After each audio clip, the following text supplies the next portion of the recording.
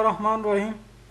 راځو نن په کولر ډرا کې څلورم نمبر مینو شروع کوو. لیاوټ مینو ده.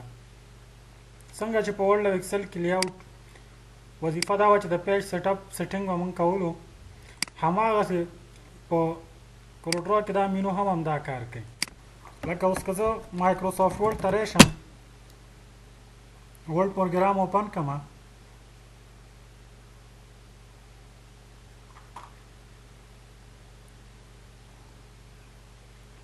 تاسو دلته وګورئ چې یو نوی ډاکومنټ زه اخلم.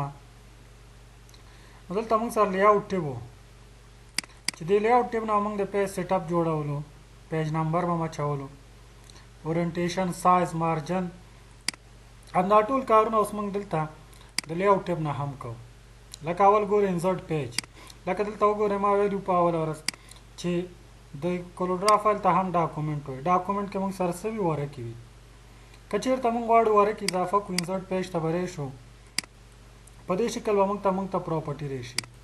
وایي نمبر آف پیجز، لکه دې ډاکومنټ کې اوس یو ورقه موږ سره ده، څو ورقې ته نور اضافه کړئ؟ مثال ورته 15.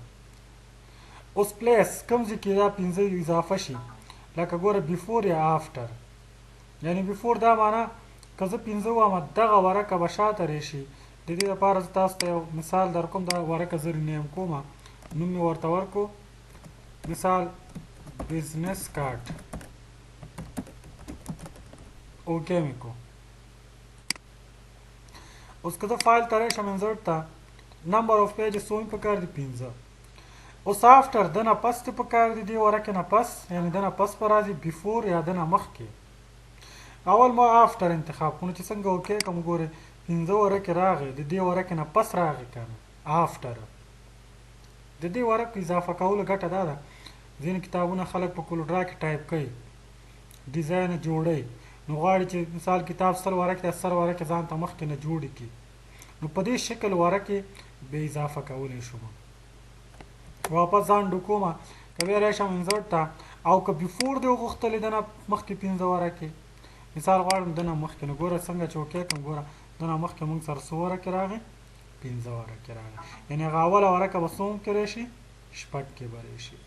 واپس زه دا انډو کومه، بل لیکل شوی دی اگزسټنټ پیج، یعنې دې پیج نه پس دې راشي. اگزسټنټ همدا پیج دی.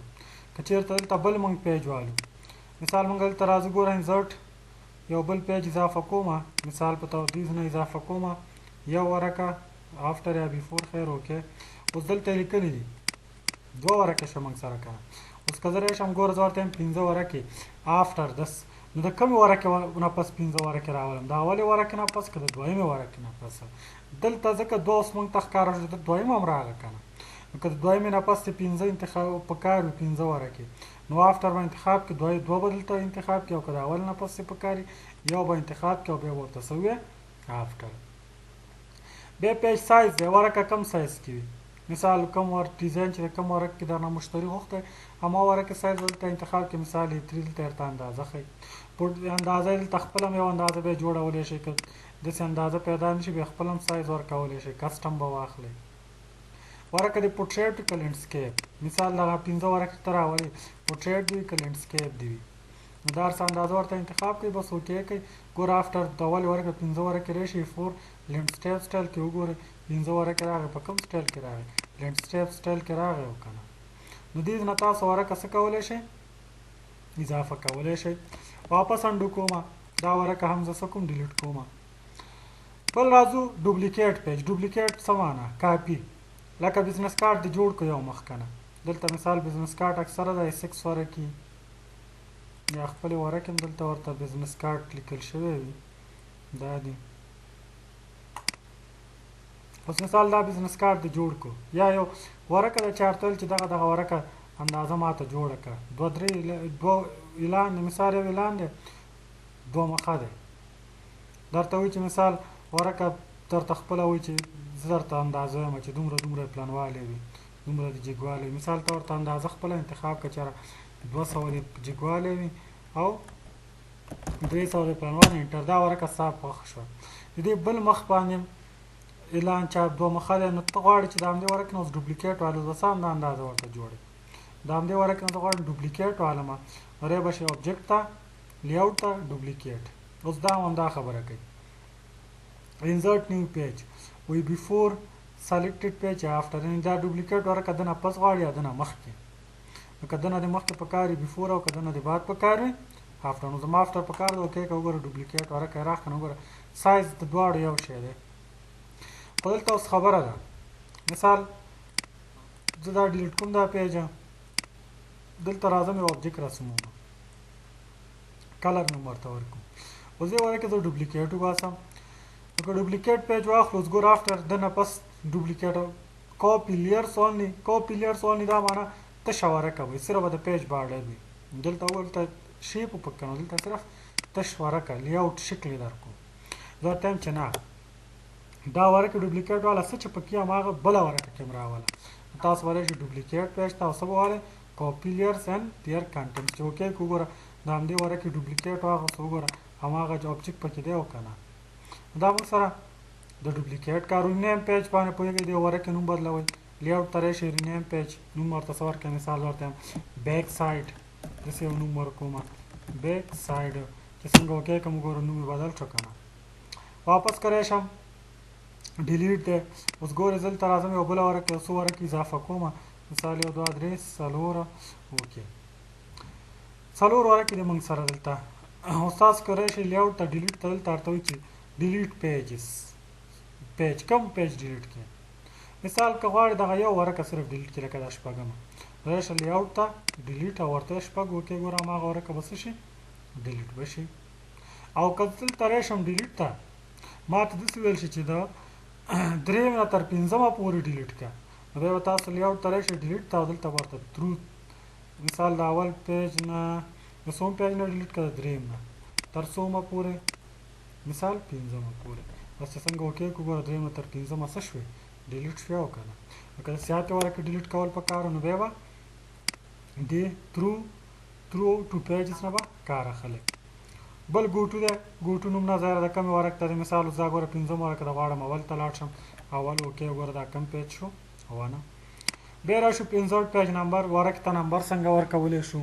لکه کتابونو کې دا ډېر یو کتاب تا کولټا کې لیکلی سره ورکې در کتاب هر ورک ته ورته نمبر ورکړه.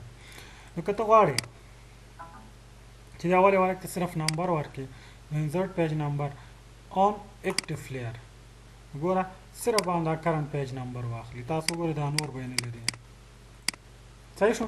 واپس انډو کومه انډو کری شم دلته انسرټ پیج نمبر آن آل پیجز ټولو ورکو ته نمبر یې ورکړه. نو تاسو وګورئ ټولو ورکې به نمبر یې اخیستي. ګوره دا یو دا ګورئ پیج 2 3 4 5 انډو که بیا راشم دلته ټاک ورکو ته ورکوئ آرټ او ایون جفت ورکو ته ورکوئ. داسې ټاک ورکو ته هم ورکولی شئ جفت هم.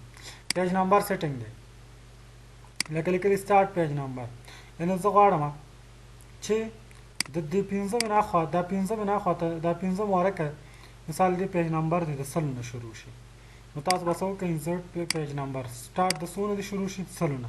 د کوم پیج نه دی شروع شي 5 پیج نه 5 پیج 5 دلته ورته ولیکئ چې څنګه اوکې کړو. ګوره 5 ورکه د څو نه شروع شوه 100 نه.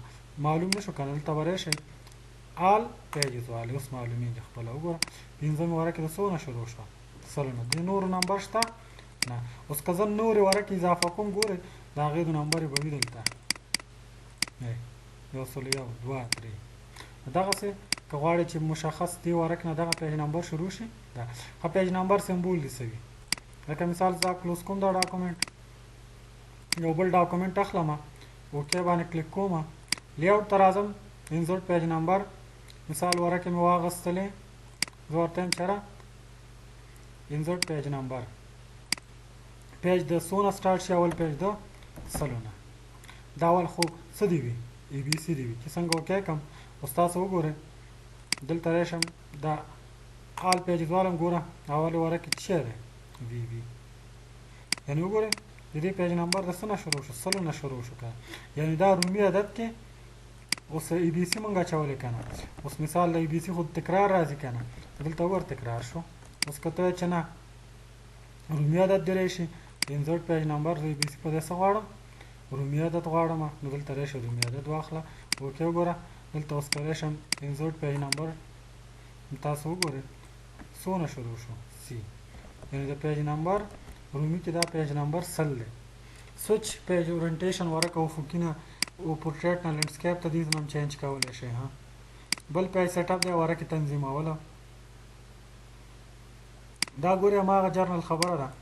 سایز د ورکې به انتخاب کړئ.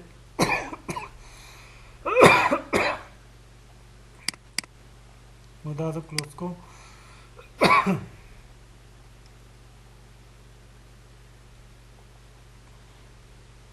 دا زه کلوز کوم دا پیج.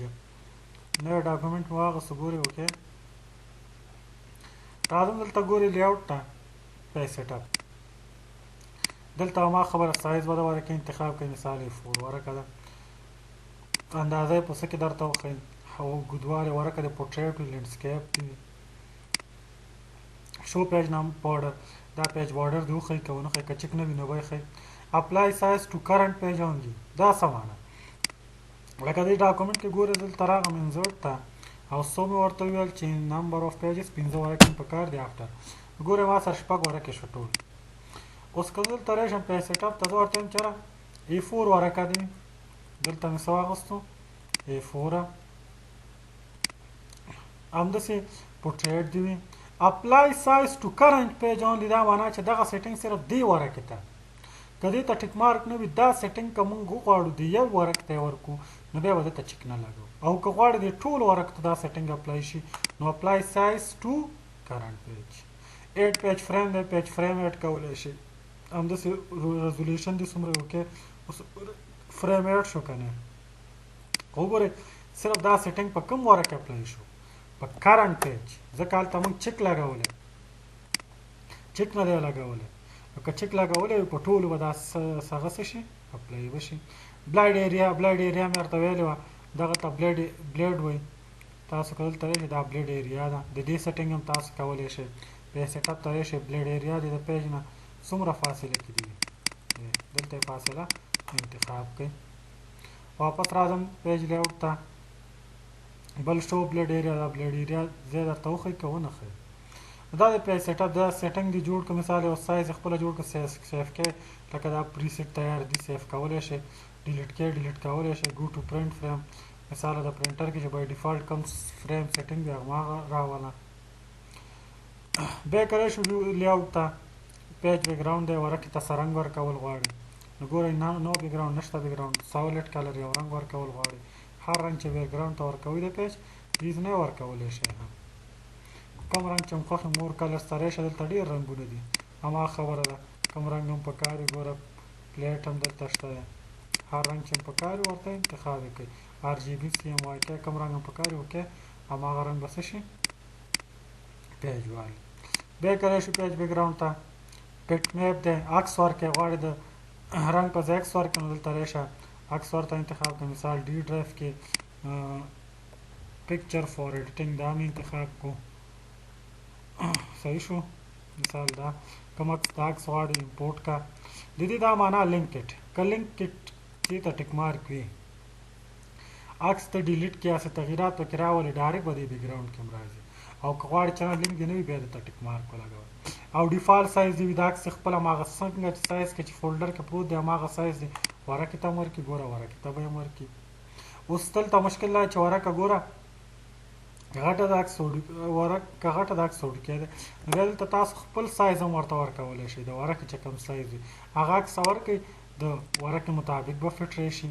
مثال اوس دلته راشه بټ میپ ته راشه براوز ته راشه عکس یې انتخاب کړو د عکس دی. صحیح شو. اوس د دې سایز ګوره کم دی نو ډیفالټ کسټم سایز ته راشه خپله سایز ورته ورکړه. مثال 215 د هایټ وي او څومره د جګوالی وي 209 همدا سایز تاسو وګورئ دلته د ورکې دی همدا ما ورکړو اوکې که. اوس وګورئ فکس آف د پیج به راځي چې کله داسې کوم پیج بیکګراونډ ته کوم عکس ورکړئ عکس وړوکی وي صفحه غټه نو بیا خپله تاسو ورته سایز انتخاب کړئ. دلته هماغه د پیج سایز دلته ورکولی شئ. صحیح ده. بیا راځو دلته لیاوټ ته راځو. پیج لیاوټ دی هماغه خبره ده. ورکې شکل دی په کوم شکل فل پیج دی. ګوره دا اوس فل پیج دی. که نه فل پیج نوي شکل مثال درته نه ښایي بک شکل کې وښایي اوکې. ګوره دا بک شکل کې دا ګورئ ورکې دي د بک شکل کې درته ښایي. ګوره 1 2 3 داسې ورته چې نه بوک شکل کې مخه بل شکل بوکلټ شکل کې په دې شکل کې درته وښایي بوکلټ کې به درته وښایي دا به اکثره پرنټ پریویو کې موږ سره صحیح معلومیږي دا پیج نو دلته ورته ښایي چې ورک ورته په کوم شکل کې شو کړي دا ستاسو هغه خوښه چې 10 کارت په شکل کې یا دې شکل کې درته وښایي یا دې شکل کې هر سټایل چې خوښ وو دا موږ تاسو سره په لیبل هم دې نه جوړولی شي لیبل سایز هم ورکولی شي ګوره یو لیبل جوړولی شي نو دلته لیبل هم شته دی لیبل هم ورته انتخاب کړئ لیبل سایز څومره غواړئ پیپر سایز شو لیاوټ مې وویل لیبل شو بیکګراوند هم شو ګریډ لاینز شو ګریډ لاینز په کوم رنګ کې غواړئ شو ګریډ لاینز دا ګریډ لاینز یې دا په کوم سټایل کې دی رنګ دی ګریډ لاینز هم تاسو دیز نه چینج کولی شئ ګریډ لاینز کلر چینج کړئ هر کلر چې مو خوښ دلته ورته هماغه کلر څه کوئ انتخاب کړئ کوم کلر چې مطابق یې اوکې کړئ ګوره ګریډ لاینز رنګ اوس څه شي چینج شو ګوره چې اوس ګریډ لاینز چینج ډی کړو ګوره ریډ کلر شو د دې رنګ چینج شو بل راشه